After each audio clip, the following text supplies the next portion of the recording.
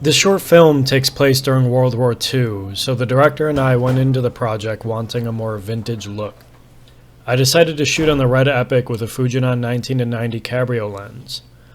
I really like the Fuji Cabrio lenses because they're neutral, clean, sharp, and they lend themselves well to filtration.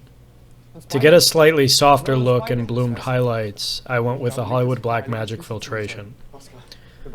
These filters, along with the atmosphere we used, lifted the shadows and softened the highlights in a way that I think really helped achieve the look we were going for, while still keeping with the moody style that we wanted. The character on the right, near the door, is more in control of the situation, whereas the other character is more frantic, so I wanted this to come through in the camera work. I went with slightly steadier handheld as well as sticks and dolly for the more in-control character, and a more frenetic handheld for the character who was less in control of the situation. One of the challenges I faced when operating on this was that the actors were both speaking in German, which I don't speak. I knew the script in English, but I had to react in real time with the camera to what they were saying in German. This was a challenge I hadn't experienced before and was definitely a valuable learning experience. In the film, both of the characters are undercover as Nazis and have dual identities, so to speak, so I wanted the lighting to reflect that. I chose to light from only the far side of camera to create contrast, especially on their faces during their close dialogue scenes, to exude the feeling that they're both hiding something. One of the biggest challenges lighting-wise was the lack of space. We shot in a real storage room of a warehouse and the ceiling was very low. I wanted the lighting to feel motivated from overhead practicals. My gaffer and I ended up rigging wall spreaders in the background and above the main dialogue area. We hung our practicals where we wanted, and then we used tungsten 650, 1K, and a 2K zip light to emulate the practicals and key light our actors. For the close-ups, we used a 1K with a chimera right out of frame to soften the key light and to get nicer highlights. I think if I were to shoot this project again, I would probably opt to use wider angle lenses for the close-ups. I wanted the space to feel very claustrophobic and shoot mostly in medium and close-ups on really tight, long lenses, but in retrospect, it may have been a bit overdone and lost some of its effect. My turn. Overall, though, I'm very happy with the look of this film and how it came out.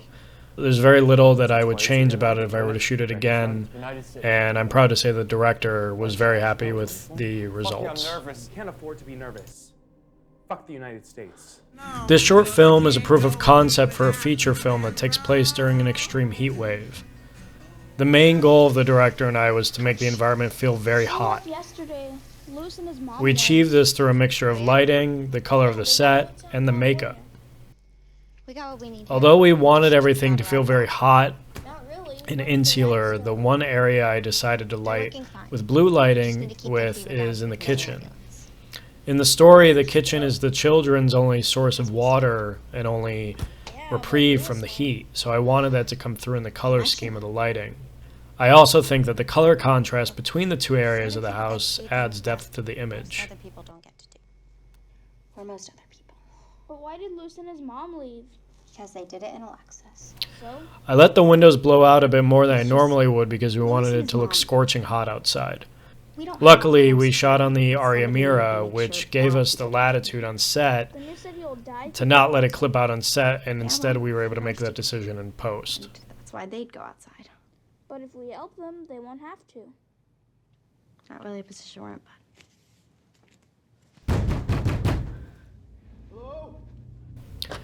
The stranger behind the door as the main antagonist was a fun idea to play with.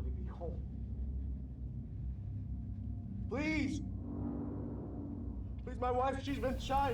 The director, set designer, and I decided that we had to be able to see part of him, but the door couldn't have a window in it big enough for him to see inside. I think blowing out the small top window and only seeing his hands silhouetted in it adds an eeriness and attention to the situation because you have no idea what he looks like. One thing I really struggled with on this particular film was keeping a consistent haze level throughout the set and keeping it looking the same over the course of the 2 shoot days. If I were to shoot this project again, I would build small light boxes that I could meter in the corners of the set to make sure it was consistent. This is something I've done on projects since then, and it's worked really well. You know how bad it is?